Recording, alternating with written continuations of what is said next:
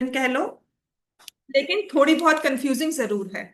Statement problems के लिए rule यही होगा, अगर आपको नहीं समझ में आई है तो उसको प्रैक्टिस करना है। ठीक है, एक बार करने से स्टेटमेंट प्रॉब्लम्स नहीं समझ में आ रही, अगर यहाँ पे क्लास में कर रहे हो, घर जाके उनकी रिवीजन है तो ऑटोमेटिकली होमवर्क यही होता है कि जो क्लास का काम है वो अपने घर पे रिवाइज करना है। दूसरी चीज, एक बात समझो, आपकी जो स्टेटमेंट प्रॉब्लम है वो 3 to 5 मार्क्स में पेपर में आएंगी। या तो 3 मार्क्स का क्वेश्चन होगा, या फिर 5 मार्क्स का क्वेश्चन होगा, या फिर केस स्टडी होगी। तो किस तरह से भी छूट नहीं सकते। 3 to 5 तभी ले रही हूँ कि 3, 4, 5 में कहीं पर भी एग्जिस्ट कर सकती है। प्लस एमसीक्यू है ही है इसमें से, इनफाइनाइटली मैनी का। प्लस 2 नंबर की स्टेटमेंट, आपको कुछ स्टेटमेंट्स दी होगी, सिस्टम ऑफ लीनियर इक्वेशंस दिया होगा, वो सॉल्व करना भी पेपर में है। ठीक है, तो आप स्टेटमेंट प्रॉब्लम्स आज करो, 2 दिन बाद करो, ये 2 महीने बाद करो, करनी ही है, पेपर में आनी ही आनी है, चाहे बेसिक हो चाहे स्टैंडर्ड। सेकंड थिंग, ये हम अभी जो फ्रैक्शंस वाली है, जो भी बुक में भी करवाई है, बहुत बेसिक केस स्टडी है। स्टेटमेंट प्रॉब्लम्स है, आपको स्टेटमेंट प्रॉब्लम्स जो मुश्किल लगेंगी वो होगी डिस्टेंस बेस्ड। ठीक है, स्पीड और डिस्टेंस बेस्ड लिख लो। अभी तक हमने जो करी है ना वो एज बेस्ड है। ठीक है, वो सिंपल, ग्रोसरीज परचेज हुई, इतना परचेज किया, कॉस्ट ऑफ दिस ऐसे होगा। या फिर होती है टैक्सी फेयर बेस्ड। ठीक है, तो उसमें जैसे टैक्सी फेयर है, फिक्स्ड किलोमीटर चार्जेस हैं, लाइब्रेरी चार्जेस होंगे ऐसे ही, और वो पेपर में आए भी हुए हैं। ऐसे मैं कहूँ ना कि नहीं आते जी, ये तो यहीं पर है।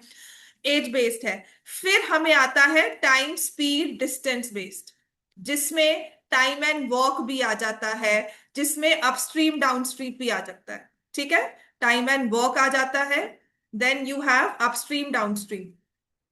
ये वाली स्टेटमेंट प्रॉब्लम समझनी सबसे ज्यादा मुश्किल है, अ टास्क इन इटसेल्फ। ये वाले का एक पैटर्न होता है, उसी पैटर्न से आपको पूरी क्वेश्चंस को सॉल्व करना होगा। तो ये हमारे लिए सबसे इंपॉर्टेंट है। फिर आते हैं नंबर या डिजिट बेस्ड।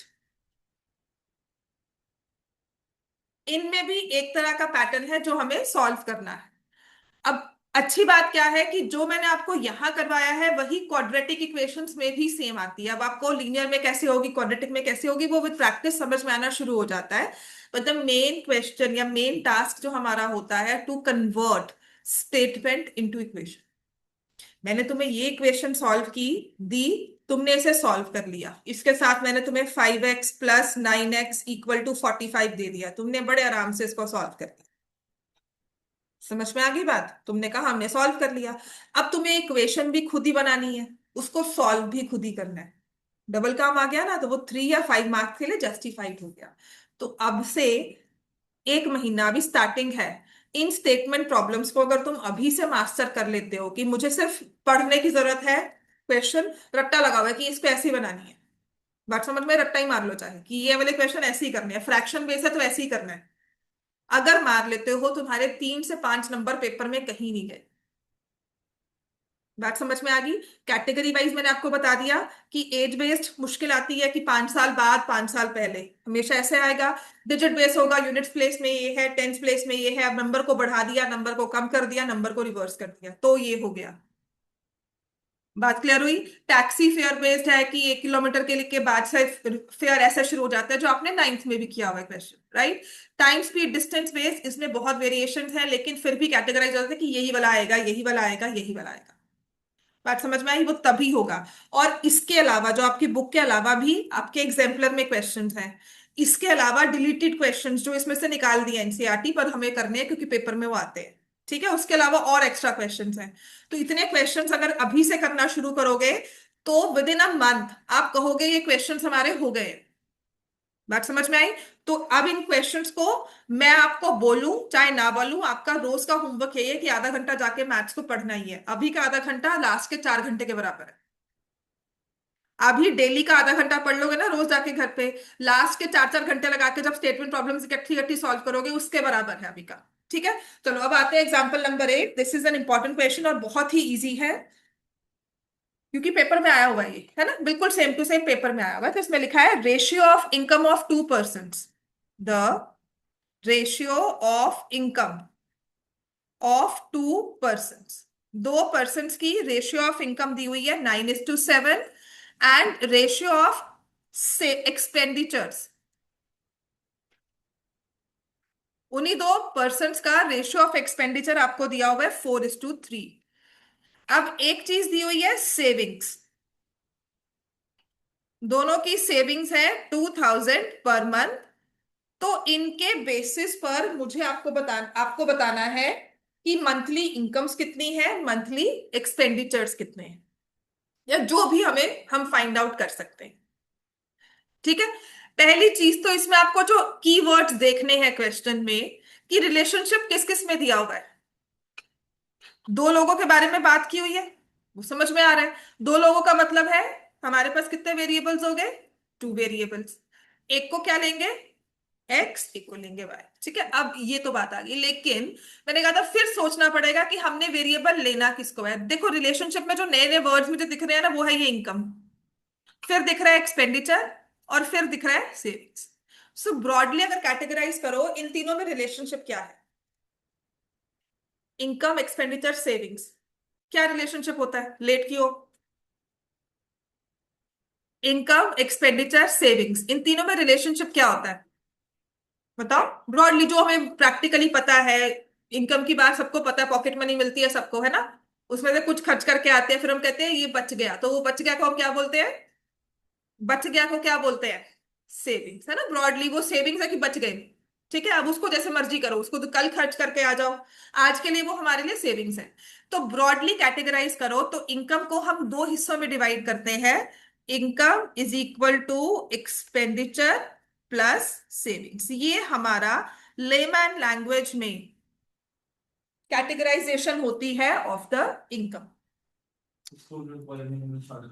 कोई बात नहीं, स्कूल का साथ साथ देखते रहो। चैप्टर 1 खत्म कर दिया उसमें, चैप्टर 2, आज चैप्टर 3, चैप्टर 3 तो नहीं कर रहे हैं ना, हाँ बस चैप्टर 3 पहले करेंगे, उसके बाद हम लोग कैटेगरी में आ जाएंगे, आराम से आ जाएंगे। इसको हफ्ता लगा लो, ये इंपॉर्टेंट चैप्टर है, उसके बाद चैप्टर 1 बहुत जल्दी हो जाता है।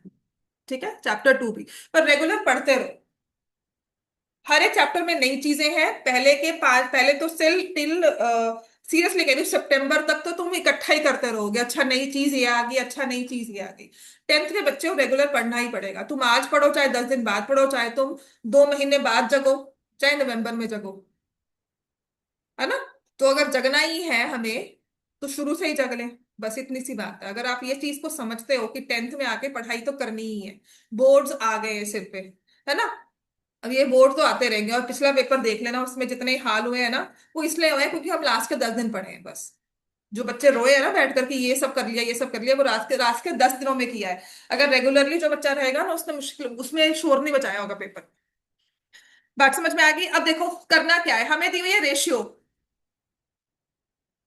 Ratio of income of 2 person, हमें रेशियो दी हुई है यहाँ पर। ठीक है, तो रेशियो जब भी दी जाती है तो हम किस तरह से उस क्वेश्चन को लेते थे, जैसे 9:7 दी हो, आपको समझाया ना। रेशियो में, रेशियो का मतलब है कि एक नंबर क्या हो गया 9x, एक हो गया 7x। अब एक दूसरी रेशियो दी हुई है, वो है 4:3, तो उसको क्या लेंगे, 4x लेंगे। नहीं, वो दूसरी रेशियो है तो हम दूसरे वेरिएबल के साथ लेंगे, तो 2 वेरिएबल्स एडजस्ट हो गए। तो यहां पर हमारा सबसे पहले स्टार्ट होगा, let the income of person A. ठीक है, सबसे अच्छा होता है 2 पर्सन को नाम दे दिया, पर्सन ए पर्सन बी, उसे मैंने लिख दिया ₹9x। Let the income of person B ₹7x। ऐसे ही let the expenditure of person A ₹4y। Let the expenditure of person B ₹3। हाँ बेटा, एग्जाम्पल 1 है बुक का, फिर से पेन लाना भूल गया।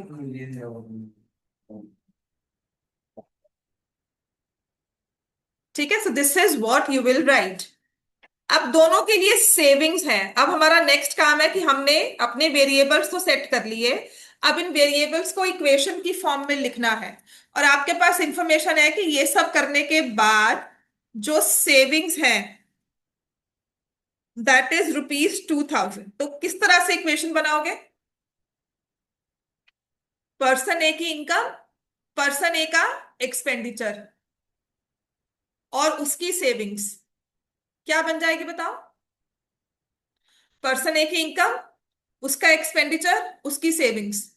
हमने इनिशियल क्या लिखा था? Income equals to expenditure plus saving. तो पर्सन ए की इनकम कितनी है? 9x। उसका एक्सपेंडिचर कितना है और सेविंग्स कितनी है? और फिर क्या करेंगे? ठीक है, अब या तो ऐसे लिख लो, या कुछ बच्चे करते हैं कि उसकी इनकम से उसका एक्सपेंडिचर माइनस किया तो सेविंग्स आ गई 2000। तो दूसरी इक्वेशन बता सकते हो क्या बनेगी? बोलो।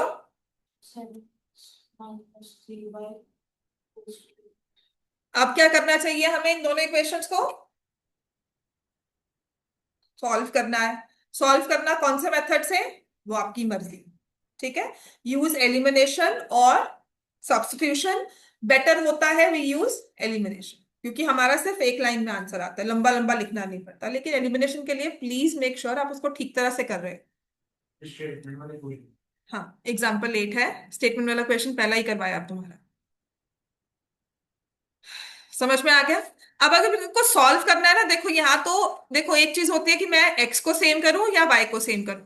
इजी क्या लग रहा है मुझे? 4 और 3 नंबर इजी लग रहे हैं मल्टीप्लाई करने में, है ना? एक 9 और 7 है, एक 4 और 3 है। तो मैंने क्या किया, इस वाले को मल्टीप्लाई किया 3 से और इसको किया 4 से। I am using elimination method.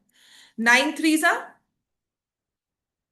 27x, 4 3 जा और माइनस है, -12y, और यहां आ जाएगा 6000। 7 4 जा 28x, -12y, और ये आ जाएगा 8000। अब मुझे जो वेरिएबल मैंने सेम किया है उसको एलिमिनेट करने के लिए दोनों के साइन सेम है, तो इनको प्लस करना होगा। यहां प्लस था, इसको माइनस करना होगा। ये भी प्लस था, माइनस करना होगा। और आपको ये ध्यान रखना है कि अब नया वाला साइन ऑपरेट करेगा, पुराने वाला नहीं। So how do we subtract? 27x -28x। अगर मुश्किल आती है ना तो पहले इसको हर एक स्टेप पर लिख कर देखो, क्या होगा आंसर? -x -1x, बिल्कुल ठीक आ गई। ये है -12x +12x। बेटा लिखना नहीं है तो बोल बोल कर करो। अभी क्या होता है कि मेरी स्पीड बनी हुई है, किसी एक बच्चा फास्ट है, उसकी स्पीड बनी हुई है, उसने कहा अच्छा कैंसिल हो गया। आपको नहीं समझ में आ रहा ना, आप बोलोगे +27 -28, -12 +12, ये तो गया। +6 -8, क्या हुआ? +6 -8, -2000 में था तो -2000। जो ये मैं चीज समझा रही हूं, ये अगर इनिशियली नहीं समझ में आ रहा है, आप स्टार्ट कर सकते हो, so that you are quick with your science, you are quick with your calculation. ये अगर कुछ दिनों में कर लोगे तो ओरली हो जाएगा कि ये कैंसल, यहाँ -x, यहाँ -2000, ये माइनस माइनस कैंसल, x की वैल्यू क्या आ गई? 2000। Now we've got the value of x. Now we'll say put x as 2000। x की वैल्यू 2000 पुट की,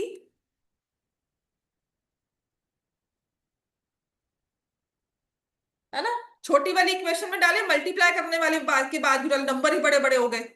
कहा 9 को 2 से मल्टीप्लाई करना है, कहा 27 को 2 से मल्टीप्लाई करना होगा। बात समझ में आई ना? तो आसान काम क्या रहेगा कि इसमें डाल दिया। ठीक है, 9 2 जा कितना होता है? 18,000 -4y = 2000। ठीक है, तो ये आ जाएगा -4y 2000, और ये +18 यहां जाके माइनस हो जाएगा तो क्या बन जाएगा? -16,000। समझ में आई बात? ये कैंसल हो गया। अब तुम्हारे हिसाब से सहज हम क्या करेंगे? हम लोग 4 को माइनस कर देंगे यहां से, है ना? जो तुमने गलती की, यही चीजें ध्यान रखनी है। इसी के लिए बार बार प्रैक्टिस की जरूरत होती है। आपने डिवाइड किया 4 से और ये बन गया 4000। तो y की वैल्यू क्या आ गई? 4000। x की वैल्यू क्या आ गई? 2000। ठीक है। आपको ग्राफ बेस्ड क्वेश्चंस भी मुझे प्रैक्टिस करवाने हैं। आपका ग्राफ देखने के बाद लगा कि बहुत जरूरी है हम प्रैक्टिस करें वो क्वेश्चंस। ठीक है, एक्स की वैल्यू 2000, वाई की वैल्यू 4000। तो इसके बाद उसने कहा है फाइंड देयर मंथली इनकम्स। अब जरूरी होता है एक्स एंड वाई निकालने के बाद ना जो क्वेश्चन में पूछा हुआ है वो बताएं। Therefore income of person A four नहीं 9 into 2000। 9 into 2000 और यहां लिखना है ₹18,000। फिर है income of person B. 7x था ना बेटा, है ना? तो 7 into 2000, ₹14,000। पहले तो अपने क्वेश्चंस को कैलकुलेशन से ही करो। जब आपकी इक्वेशंस फॉर्म करना सीखो, इक्वेशंस फॉर्म करते हो तो उसके बाद मैं कोशिश करती हूँ कैलकुलेशन सही हो। जब कैलकुलेशंस तक आप सही आते हो ना, फिर मैं पॉइंट करना शुरू करती हूँ कि बेटा ये सिंबल ठीक लिखा करो। समझ में आया? स्टेप बाय स्टेप हमारा सही हुआ। पहले हमने क्वेश्चन को समझा, फिर हमने इक्वेशन सही से फॉर्म की। जहां आपको इक्वेशन सही से फॉर्म करनी आ गई क्वेश्चन में, मैं आपके पीछे पड़ जाऊंगी कैलकुलेशन सही करो, ये देख गलती यहाँ की, ये देख गलती यहाँ की। तो स्टेप बाय स्टेप समझ में आया। पहले होती है अंडरस्टैंडिंग, फिर होती है कैलकुलेशंस, और फिर होती है उसकी थोड़े बहुत उसको डेकोरेशंस क्वेश्चन की, कि प्लस माइनस ठीक से लिखा हमने, ये लेट लिखा, रुपीस लिखा हर एक केस में। बात समझ में आ गई? तो जब मैंने आपको काम करना सिखाया था, अगर आपको अब देखना है कि आपकी अंडरस्टैंडिंग अच्छी है, आपकी कैलकुलेशंस पुअर है या अच्छी है, या फिर आप इन चीजों में गलती करते हो, आप किस स्टेज पर? कॉन्सेप्चुअली स्ट्रांग हो, कैलकुलेशंस में गलती होती है, ठीक हो जाएगी। कॉन्सेप्चुअली वीक हो, कैलकुलेशंस भी वीक है, तो बहुत मेहनत करनी पड़ेगी। बात समझ में आई? अपने आप को कैटेगरी वाइज फिक्स करो, उसके बाद आओ कि अब हम किस स्टेज पे बैठे हुए हैं। बात समझ में आई? किस वाले को? तुमने 9x इनकम लिखी थी, तुमने x की वैल्यू निकाली, क्वेश्चन में देख क्या लिखा हुआ है, पर क्वेश्चन क्या लिखा हुआ है? मंथली इनकम निकालनी है ना? तो कैसे निकालोगे? बस। तुझे पता तेरी गलती क्या होती है? तुम क्वेश्चन नहीं पढ़ रहे हो, सीरियसली बताओ। मैं क्वेश्चन पढ़ती हूँ, तुम्हारा ध्यान बोर्ड पे होता है। देख गलती है। दिमाग ना, अपने दिमाग क्वेश्चन में लगा कि क्वेश्चन ने पूछा क्या होगा। बहुत इजी होगा, ठीक है? The time I am reading the question ना, तुम्हारा भी दिमाग क्वेश्चन में हो। ठीक है, पिछला रहता है तो मुझे रोक दे कि मैम अभी बार शुरू करो, मुझे लिखने दो पहले। दूसरी चीज है, हमेशा क्वेश्चन पे ध्यान दे। जितने दिन मेरे पास बैठे हो, मेरा जो ध्यान, तुम्हारी ऑब्जर्वेशन रही है that you are not reading the question. ठीक है, मेरे साथ साथ क्वेश्चन नहीं पढ़ रहे हो, स्पीड स्लो है तो मुझे रोक कर बोलो कि मैम फिर से क्वेश्चन पढ़ना है। ठीक है। अब हमारे पास ये हो गया। इसके बाद है हमारे पास एग्जाम्पल नंबर 9। आई थिंक आप ये एग्जाम्पल कर सकते हो खुद से, एक बार प्रैक्टिस के लिए कर भी लो। ठीक है, एलिमिनेशन मेथड से हमें इक्वेशंस को सॉल्व करना है। एग्जाम्पल 9 है 2x + 3y = 8, 4x + 6y = 7। Example 10 भी इंपॉर्टेंट है। उसके बाद देखो, अगर देखोगे ना, हमारे पास ओवरऑल स्टेटमेंट प्रॉब्लम्स ही हैं इनमें। सीरियसली कहूँ, लीनियर इक्वेशंस में if you are through with the methods, elimination substitution, अब स्टेटमेंट प्रॉब्लम्स ही है जो इस क्वेश्चन में, मतलब अगर लास्ट के डे में आकर ये चैप्टर रिवाइज करोगे ना, तो तुम्हें स्टेटमेंट प्रॉब्लम्स ही आएंगी। तुम कहोगे मैम स्टेटमेंट प्रॉब्लम्स रिवाइज कर ले बस।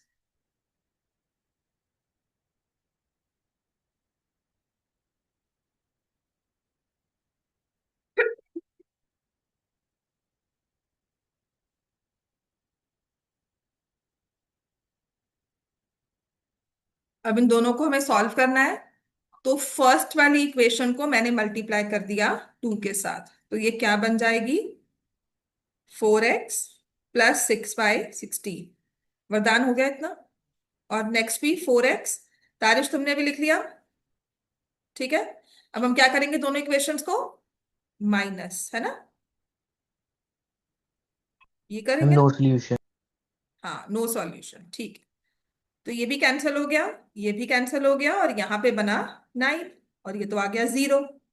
तो जब भी ऐसा हो जाए 0 = 9, एल्जेब्रिकली मैंने आपको कहा था which is false, therefore no solution. ठीक है। और इसी को शॉर्टकट में, कि मुझे इतना मल्टीप्लाई किया उसके बाद समझ में आया, मैं देखकर ही समझ जाऊं, तो मैंने क्या किया, एक्स के कोएफिशिएंट्स को देखा, उसकी रेशियो फाइंड की, वाई के कोएफिशिएंट्स को देखा, उनकी रेशियो निकाली, और हमारे कांस्टेंट टर्म्स को देखा, उनकी रेशियो निकाली।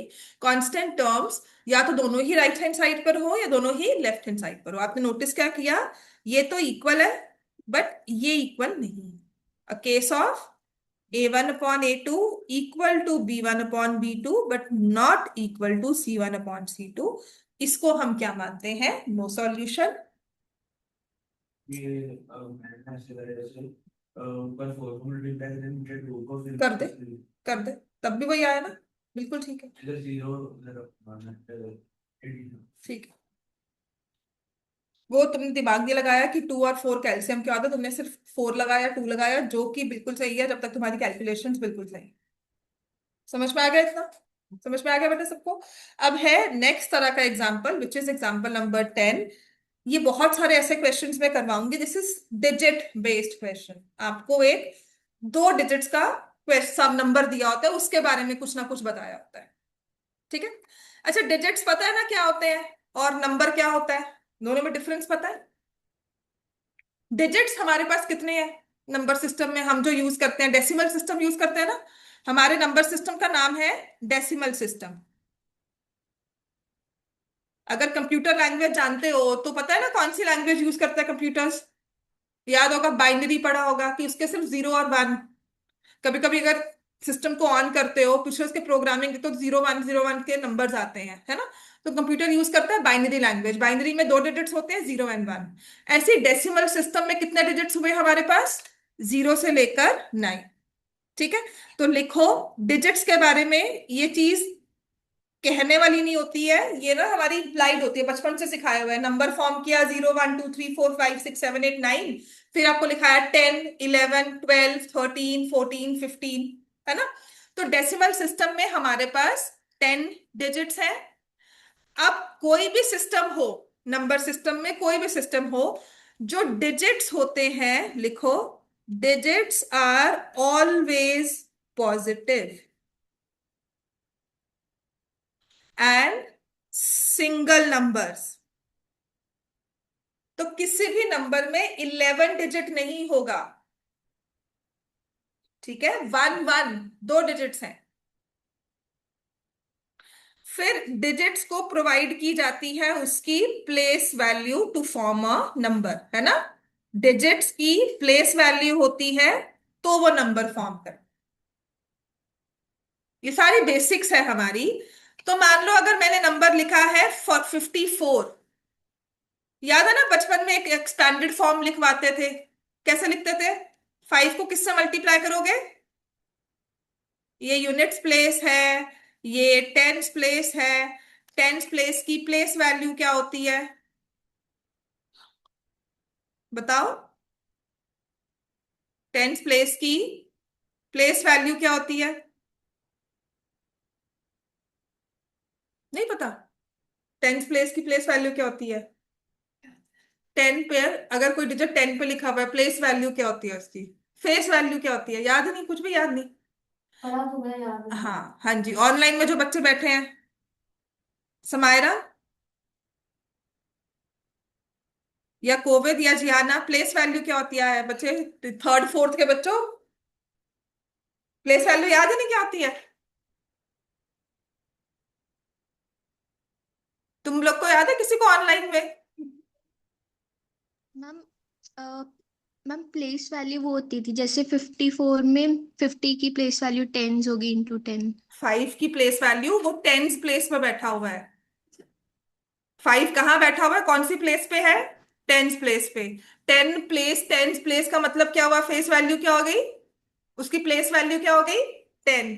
अगर हंड्रेड्स प्लेस होगा तो प्लेस वैल्यू क्या होगी, 100। 100। याद है ना, इसे एक्सपेंडेड फॉर्म ऐसे याद है, 4 × 1। अब कुछ याद आया, अगर 459 लिखा हो तो कहते नहीं थे 4 into 100 plus 5 into 10 plus 9 into 1। ये है इसकी प्लेस फेस वैल्यू और ये है प्लेस वैल्यू, मतलब प्लेस के हिसाब से वो हंड्रेड्स प्लेस पे बैठा हुआ है तो उसको 400 हो गया। याद आया कि नहीं? लिखो इन दो एग्जांपल्स को।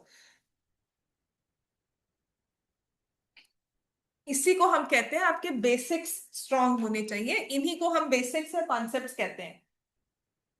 अगर सुना हो ना बेसिक्स बेसिक्स बेसिक्स, ये है कि कल आपको डिजिट पे कोई भी क्वेश्चन दिया हो, तुम्हें पता हो कि उसको हंड्रेड्स प्लेस कहा है, उसे यूनिट्स प्लेस कहा है, टेंस प्लेस कहा है, तो उसका मतलब क्या है। तो कल अगर मैं आपको थाउजेंड्स प्लेस का नंबर देती हूँ, 1024 देती हूँ, तो आप क्या लिखोगे एक्सपेंडेड फॉर्म में? बोलो। 1 को किससे मल्टीप्लाई करोगे? ये 1000 से 1000। मल्टीप्लाई करोगे। 0 को किससे मल्टीप्लाई करोगे? 100। 100 से। फिर 2 को किससे मल्टीप्लाई करोगे? 10 से। और 4 को किससे मल्टीप्लाई 10। करोगे? 10 रेज़ टू पावर 0 होता है ना ये। ओ याद हो गया? 1। ठीक है। अब इसी पर बेस्ड है हमारे नंबर बेस्ड क्वेश्चंस। ठीक है। तो will come two example number 10। इतना क्लियर हो गया बच्चे सबको? ठीक है, समझ में आ गया? इतना लिख लिया सबने, अब आ जाओ एग्जांपल 10, देखो क्या बोल रहा है। ये कहता है the sum of a 2 digit number, हमें नंबर ना 2 डिजिट्स में दिया जाएगा। सिर्फ एक या दो क्वेश्चंस होंगे जिसमें 3 डिजिट्स के बारे में बात की जाएगी, वो हम बाद में देखेंगे, क्योंकि हमारे पास 2 वेरिएबल्स वाली प्रॉब्लम्स है तो 2 डिजिट्स में ही बात की जाएगी। ठीक है। Number obtained by reversing the digits is this, digits differ by 2। पहली बात तो 2 डिजिट्स का नंबर कहा गया है, हमेशा हमने क्या करना है, let the digit at tens place as x, let the digit at units place y। काश में तुम भी ये कर लो, ये वाला जो मैं समझा रही हूँ, तेरी बुक में है, दिखा। let the digit at tens place be equal to x, let the digit at units place be equal to y। ठीक है।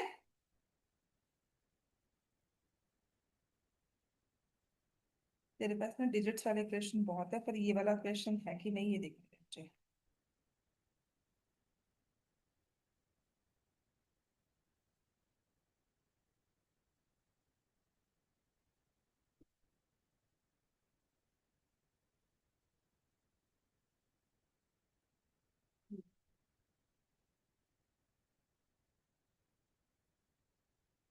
ओके, ये वाली।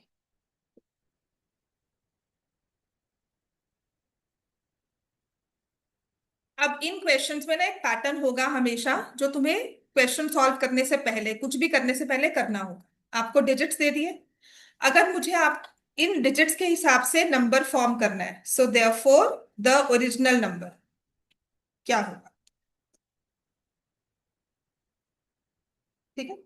मतलब मान लो मैंने कहा, अगर मैंने आपको कहा कि तुम्हारे पास ना ब्लॉक्स होते हैं ना बच्चों के, वो ABCD वाले वो ब्लॉक्स आते थे या नंबर वाले ब्लॉक्स हैं, आपको मैंने एक बॉक्स में डालकर दे दिया, आपने रैंडमली 2 ब्लॉक्स फिल किए। ठीक है। तुम्हारे पास एक 4 आया और एक 9 आया। ठीक है। अब तुम्हें इन दोनों को मिलाकर एक नंबर बनाना है, तो तुम क्या बोलोगे?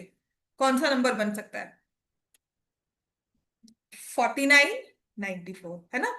जब हमने 49 बोला तो टेंस प्लेस पे क्या था? 4, और यूनिट्स प्लेस पे क्या था? 9। इससे एक्सपेंडेड फॉर्म क्या होगी? 40 + 9 या 4 × 10 + 9, ये बनी ना? और अगर तुमने 94 बोला तो 9 × 10 + 4। समझ में आ गया बात है? अब तुम्हारे पास रैंडमली तुम्हें ब्लाइंड फोल्ड किया है, मैंने कहा तुम्हारे पास एक नंबर x है, एक नंबर y है।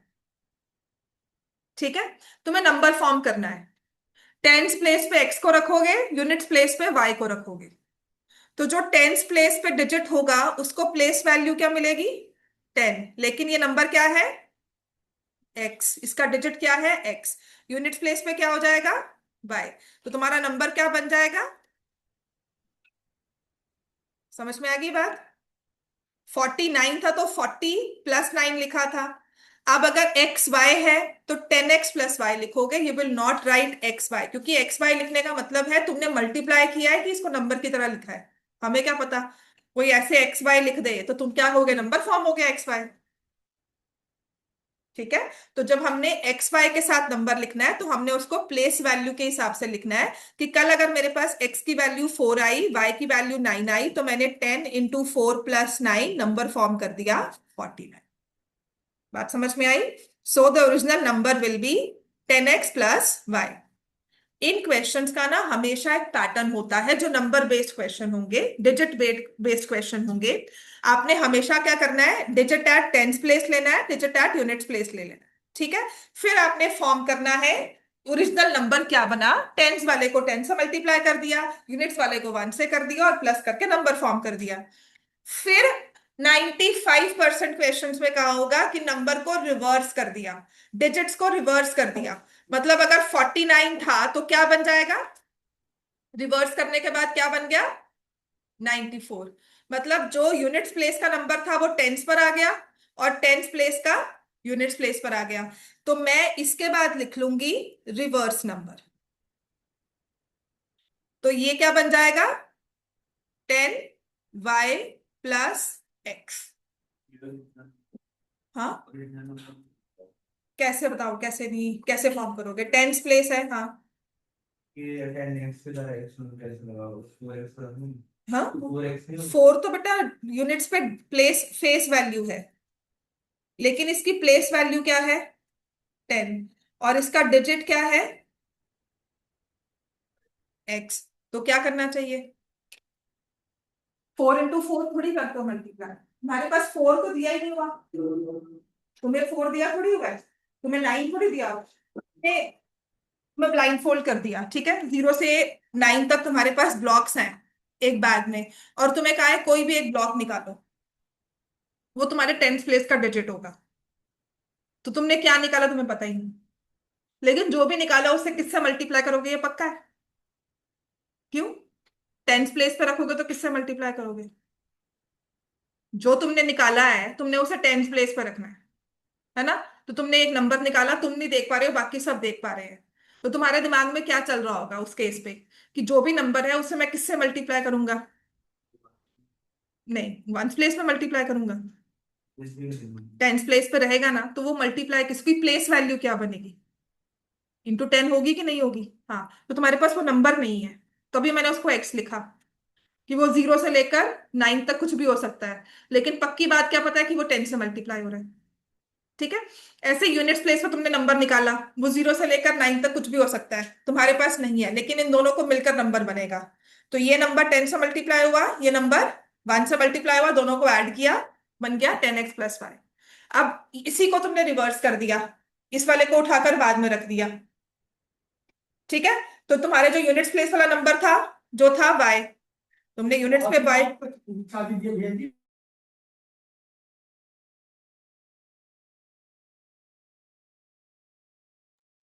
यूनिट्स प्लेस पे रखा है y को, तो अब तुमने उसको टेंस पे भेज दिया, तो उसको प्लेस वैल्यू 10 मिल गई, 10 से मल्टीप्लाई होगी उसकी वैल्यू अब, और जो 10 से मल्टीप्लाई हो रहा था वो 1 हो गया। समझ में आ गया, इस चीज को रट्टा मार ले, नहीं समझ में आ रहा तो दोबारा से इसको घर जाकर दिमाग लगाकर पढ़ना है, कि अगर हम कोई भी नंबर ले ले, 56 ले लो, तो क्या एक्सपेंडेड फॉर्म लिखोगे 50 + 6, ठीक है ना। तो मैं वही कर रही हूँ। अब है क्या, तुम्हारे पास यहाँ वाला नंबर नहीं है, पर तुम्हारे पास ये टेंस है और ये वंस है, तुमने इसको x लिखा, इसको y लिखा। अब x और y में आप ऐसे नंबर नहीं लिखते हो, क्यों, क्योंकि ये कंफ्यूजन क्रिएट करता है। एल्जेब्रिक एक्सप्रेशंस में तुमको, मैं तो मल्टीप्लाई कर रहा था, है ना। तो इसको कंफ्यूजन को रिजॉल्व करने के लिए हमने कहा कि हम नंबर इस तरह से फॉर्म करते हैं, कैसे, जो टेंस प्लेस पर है उसको 10x कर देते हैं, फिर प्लस करके ये 1y हो गया। बात समझ में आ गई। तो इन नंबर्स में पैटर्न को समझना, the pattern always in such type of questions will be, units place पे नंबर लो, टेंस प्लेस पे नंबर लो, वो थ्रू आउट अपने लिए फिक्स रखो। जैसे मैं क्या करती हूँ कि एक्स पहले लिखते हैं ना, तो टेंस प्लेस वाले को एक्स लिख दिया, कि मेरे पास x की वैल्यू आएगी 4, y की वैल्यू आएगी 3, मैं डायरेक्टली नंबर लिखूंगी 43, मुझे बार बार नहीं देखना होगा कि मैंने x को क्या लिया था। ठीक है ना, 43 नंबर बन गया, काम आसान है, दिमाग में एक तरीका सेट कर लिया। ठीक है, पहली वाली चीज को हम टेंस प्लेस को x ले लेंगे, यूनिट्स प्लेस को y, ओरिजिनल नंबर हमेशा बनेगा 10x प्लस y। उसके बाद रिवर्स नंबर फॉर्म कर लो 10y प्लस x। अब आकर इस क्वेश्चन को दोबारा से पढ़ोगे। बात समझ में आई? पहले हमेशा वेरिएबल सेट कर लो, क्योंकि ना हमें समझ नहीं आता कि इक्वेशंस को फॉर्म कैसे करना है। तो हमेशा इन क्वेश्चंस में always go by first rule, कि हमने डिजिट्स ले लिए एक्स एंड वाई, उनकी प्लेस वैल्यू सेट कर दी, उसके अकॉर्डिंगली नंबर फॉर्म कर दिया। फिर ये वाली चीज ना 95% तुम्हें काम आएगी, रिवर्स नंबर तुमने अपनी तरफ से लिख दिया इसको। अब क्वेश्चन में आओ, वो क्या कहता है, द सम। सम का मतलब हमने दो चीजों को प्लस किया है, किन दो चीजों को, है ना। अब तुम्हारे दिमाग में चलना चाहिए कि किसी दो चीजों को प्लस कर रहे हैं, ये क्या है और ये क्या है। Of a two digit number, तो हमारे लिए वो टू डिजिट नंबर कौन सा था, 10x प्लस वाई। बात समझ में आई? अपनी वाली स्टेटमेंट में आ जाओ, the sum of a two digit number. Sum का मतलब है कि मैं दो चीजों को प्लस कर रही हूं। अब मुझे इक्वेशन फॉर्म करनी है ना, तो सम को मैंने रिप्लेस कर दिया सिंबल प्लस के साथ। ऑफ किसका सम है, टू डिजिट नंबर, तो हमारे हिसाब से वो टू डिजिट नंबर कौन सा था, 10x प्लस वाई। तो हमने कहा अच्छा, एक 10x प्लस वाई है, उसको किस में ऐड कर रहे हैं, number obtained by reversing the digits. इस पूरी फ्रेज को अपने हिसाब से मैं किससे रिप्लेस कर सकती हूँ, 10y। समझ में आया? This is called how to convert your English words into maths equations. 10y plus, दो चीजों को प्लस कर रहे हैं, किन दो चीजों को, एक नंबर एक उसका रिवर्स। नंबर क्या था, 10x प्लस वाई, रिवर्स क्या था, 10y प्लस एक्स, और इनका सम कितना आ रहा है, 66 आ रहा है ना। देखो, पढ़ो क्या लिखा हुआ है, देखा, the sum of a two digit number and number obtained by reversing digits is 66। तो मेरे पास एक इक्वेशन एक्स एंड वाई में बन गई ये। अब इसको ऐड करना तो समझ में आता है ना, ये x के साथ x की टर्म ऐड हो जाएगी, क्या हो जाएगा ये, 10x प्लस एक्स, 11x। ऐसे ही y प्लस 10y, 11y किसके इक्वल आ गया। अब क्या कर सकते हैं, और इसमें ये भी 11, ये 11, ये 66, तीनों में कुछ दिख रहा है हमें, 11 से तीनों ही डिवाइड होते हैं, पूरी इक्वेशन में से 11 कॉमन लिया, फिर x प्लस वाई किसके इक्वल बन गया। बात समझ में आ गई? इतना लिख लो पहले।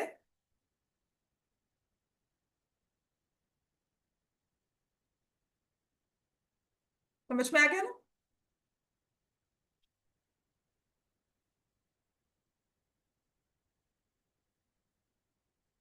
ठीक है, ये थी हमारी सिंपल सी स्टेटमेंट, लेकिन इस एक लाइन को इक्वेशन में कन्वर्ट करने के लिए पहले मुझे दिमाग में इन चीजों को बिठाना जरूरी है। समझ में आ गई? अब उसके बाद लिखा है digits of the number differ by 2। Digits कौन से थे इसके, 66 कहाँ था, 66 तो सम है। डिजिट्स क्या थे, x and y. 10x plus y number है, एक्स एंड वाई डिजिट्स हैं। 46 ले लो, 46 में डिजिट्स क्या है, 4 6, नंबर क्या है 46। टेंस प्लेस में कौन सा बैठा हुआ है, 4, यूनिट्स में क्या है 6। ये तो तुम्हें 46 बताया, तुम सब कुछ उसके बारे में बता दोगे, तुम्हें नंबर का पता ही नहीं। तो तुम्हारे लिए तभी वो अननोन एक्स एंड वाई है, कि एक एक्स है एक वाई है। वो क्या है, टेंस प्लेस पे एक्स बैठा हुआ है, यूनिट्स प्लेस पे वाई, 10x प्लस वाई। अब डिजिट्स के बारे में और क्या कहा है, कि उनका डिफरेंस 4 का है, 2 का है, डिजिट्स डिफर बाय 2। ठीक है, अब जब भी डिफरेंस कहा होना, तो आपको नहीं पता कि माइनस कैसे किया है, मतलब तुमने रैंडमली दो नंबर निकाले, ठीक है, मैंने कहा कि नंबर्स का डिफरेंस जो है ना वो 2 है, तो मान लो एक नंबर 6 है, तो दूसरा क्या होगा 4, और क्या हो सकता है 8 भी तो हो सकता है।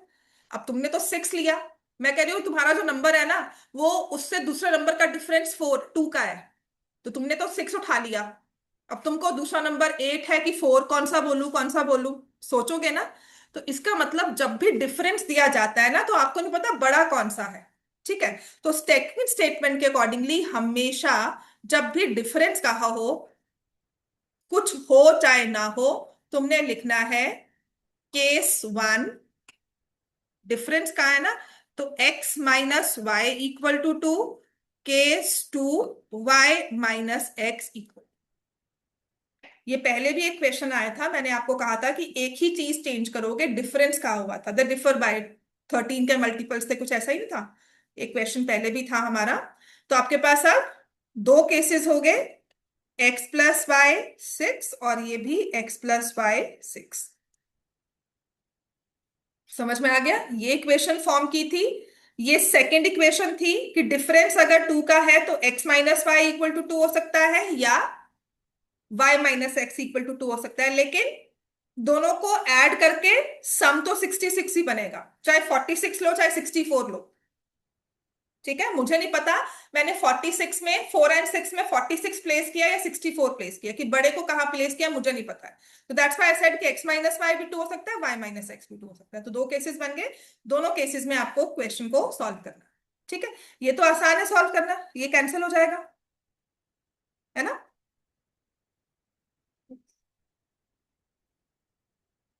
आपका ये कैंसिल हो गया। 2x = 8, x की वैल्यू आ गई 4, और अगर x की वैल्यू 4 आ गई है तो y कितना आ जाएगा, 4 - y = 2, y कितना आ जाएगा।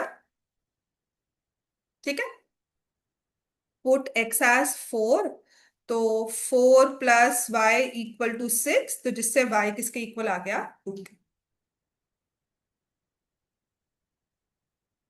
बात समझ में आ गई बेटा सबको। अब यहां पर आ जाओ, इसको मैं लिख दूंगी -x + y = 2, यहां लिख दूंगी x + y = 6, कैंसिल हो गया। ठीक है, ये आ जाएगा 2y = 8, y की वैल्यू क्या आ गई, 4, और उसके हिसाब से y की वैल्यू 4 पुट की तो x कितना आ गया। ठीक है ना, ये समझ में आ गया, है ना। पहले केस में x 4 आता है, y 2 आ रहा है।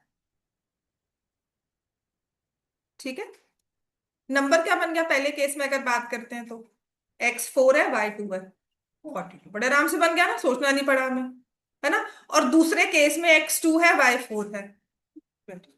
इसका मतलब क्या है कि मैंने आपको कहा कि ऐसे दो नंबर है जिनको ऐड किया तो सम 66 बनता है, डिजिट्स में डिफरेंस 2 का है। ठीक है ना। अगर आपने आंसर दिया 42, तो क्या मैं आपका आंसर गलत कर सकती हूँ, करूंगी।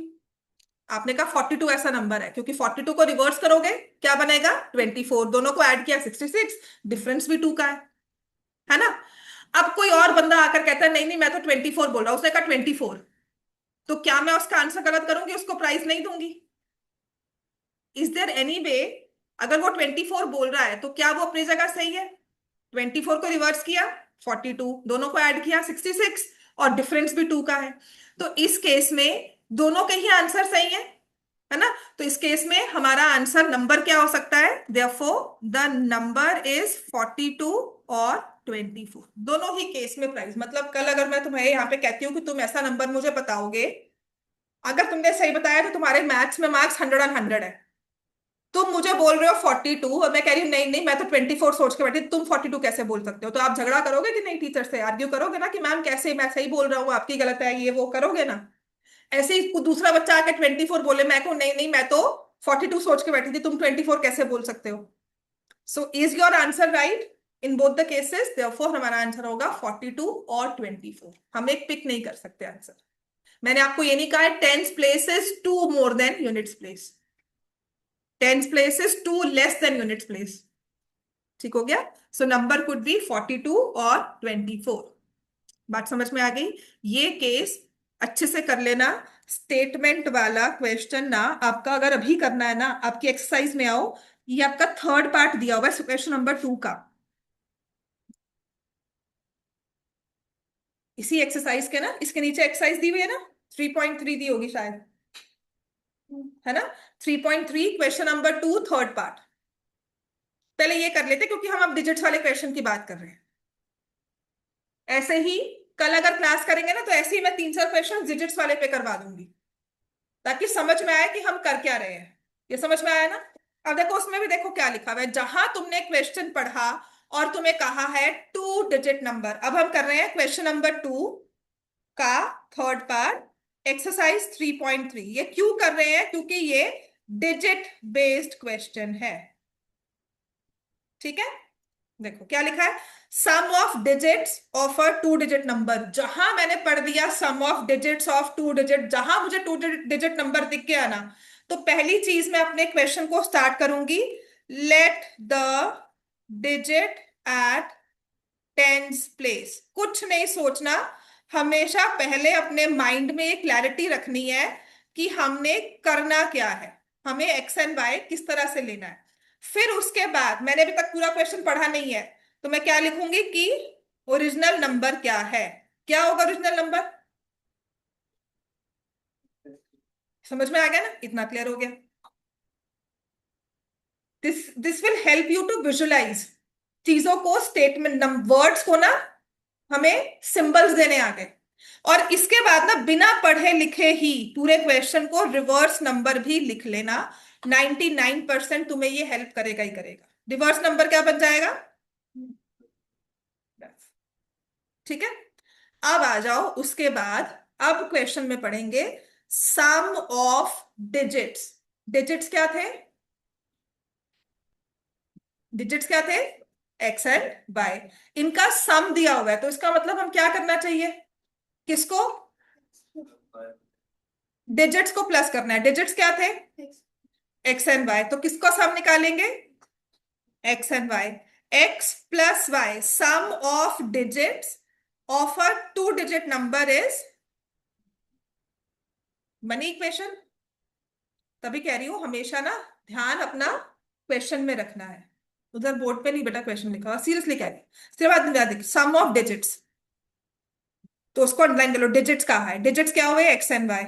तो इसका मतलब मुझे सम का मतलब प्लस, किसको प्लस करना है? X and y. डिजिट्स को, डिजिट्स क्या थे? X and y. तो एक्स प्लस वाई 9, एक इक्वेशन बन गई। अब सेकंड वाली लाइन पर आ जाओ। ठीक है, 9 टाइम्स दिस नंबर। 9 टाइम्स का मतलब क्या हुआ? 9 से मल्टीप्लाई हो रहा है। क्या मल्टीप्लाई हो रहा है? This number. दिस नंबर कौन सा था? कौन सा नंबर था? 2 नंबर फॉर्म किए, ओरिजिनल की रिवर्स? ओरिजिनल। 9 टाइम्स। अब टाइम्स का मतलब है कि मैं पूरे नंबर को मल्टीप्लाई करूंगी, आप इसे ऐसे नहीं लिखोगे।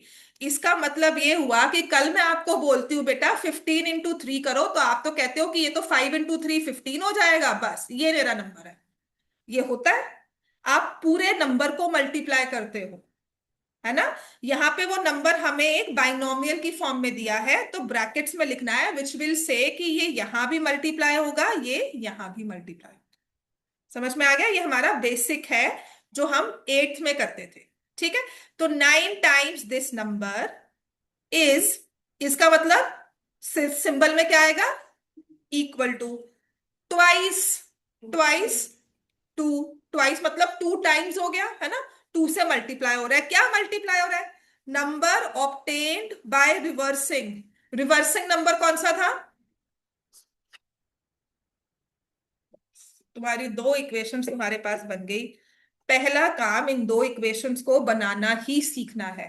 तभी मैं कह रही हूँ रोज की रोज स्टेटमेंट प्रॉब्लम्स पूरा 1 महीना जितनी देर मैं करवा रही हूँ, ये आपका 5-6 अप्रैल तक खत्म हो जाएगा। तब तक स्टेटमेंट प्रॉब्लम्स रोज की रोज पढ़कर आनी है।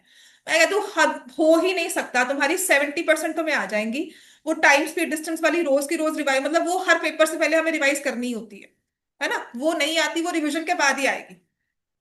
लेकिन उसको भी हमें, उसको मंथली रिवीजन चाहिए, इसको डेली रिवीजन के बाद नहीं मास्टर होना शुरू हो जाएगा, मतलब इतनी तो पार हो गई ना। ठीक है, समझ में आया हमने इक्वेशंस कैसे फॉर्म की है? दिस इज एक्चुअली कॉल्ड, ये नंबर्स को हम फॉर्म कर रहे हैं इक्वेशंस में। अब ये दोनों को सॉल्व कर लो, है ना? इतना सब मैंने बोला।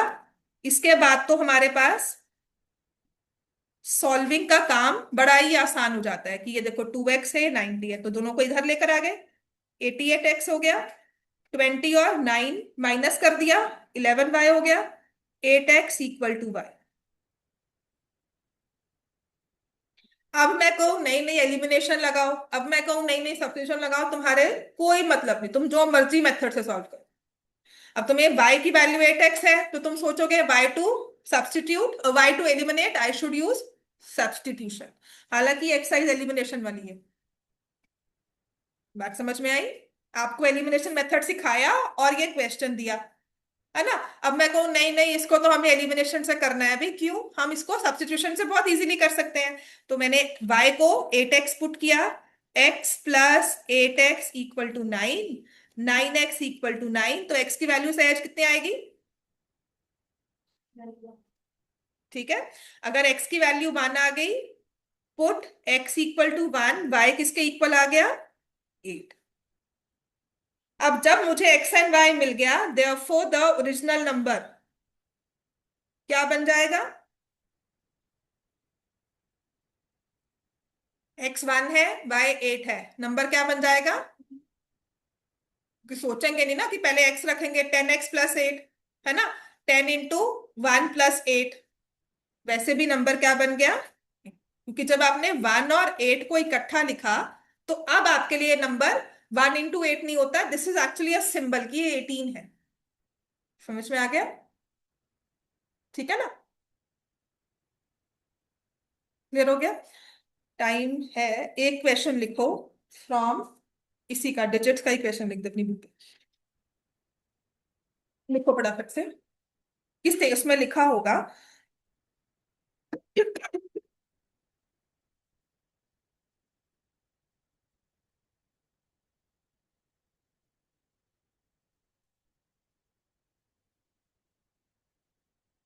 The sum of digits of a two-digit number. Sum of digits of a two-digit number is 10.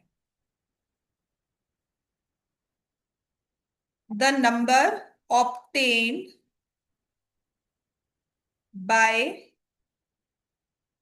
reversing the order of the digits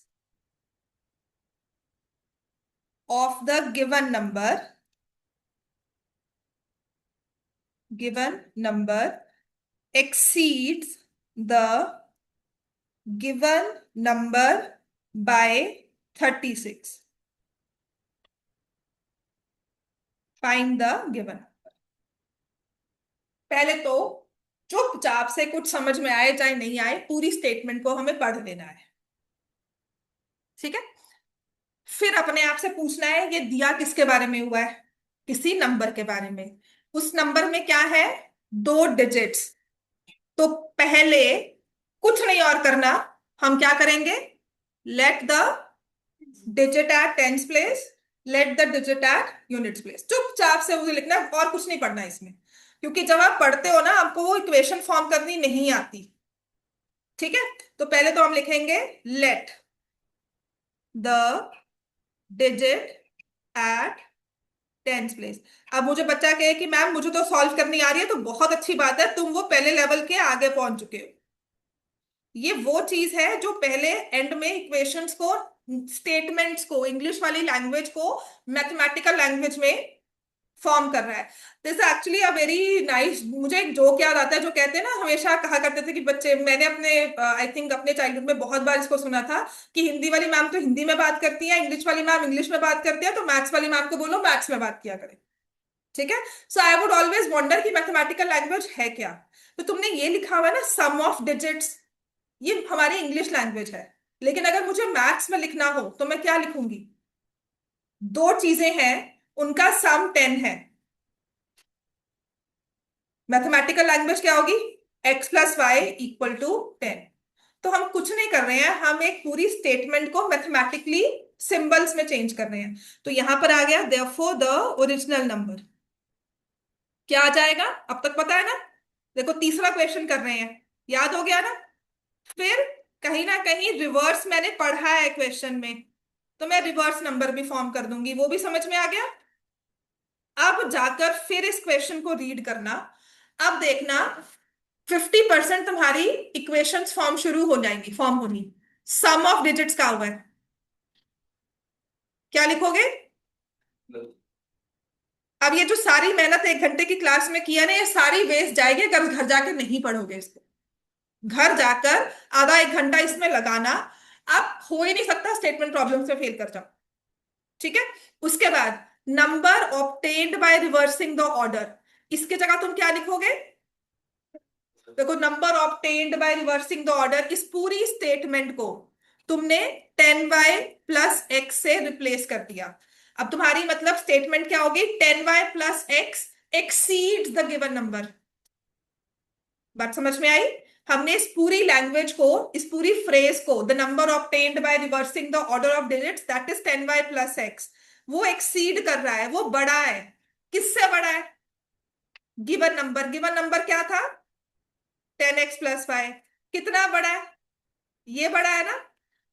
तो गिवन नंबर में कितना ऐड करना होगा? बन गए 2 इक्वेशंस, है ना। अब तुम अगर इस स्टेप पे पहुंच गए हो ना, इसके नेक्स्ट वाला स्टेप सॉल्विंग वाला, 90% बच्चे वो तो मतलब कर ही लेते, कहते इक्वेशंस फॉर्म हो जाए सॉल्व तो कर लेंगे, है ना। वो तो कैलकुलेशंस है, वो भी ठीक कर लेंगे। तो आपकी सबसे बड़ी प्रॉब्लम अब लीनियर इक्वेशंस में होगी, how to form the equations. Equation दी हुई है, तुम सॉल्व कर लोगे, वो मेथड्स तो मैं सारे करवा दिया मैंने, ठीक है। Special type of linear equations भी मैं आपको करवा दूंगी, वो भी सॉल्व हो जाएंगी। बट सबसे मुश्किल काम है to convert your English phrases into equations. समझ में आ गया? अब कल भी आकर आपको इसको एक होमवर्क में इनको पूरा सॉल्व करके मुझे नंबर बताना है, ठीक है।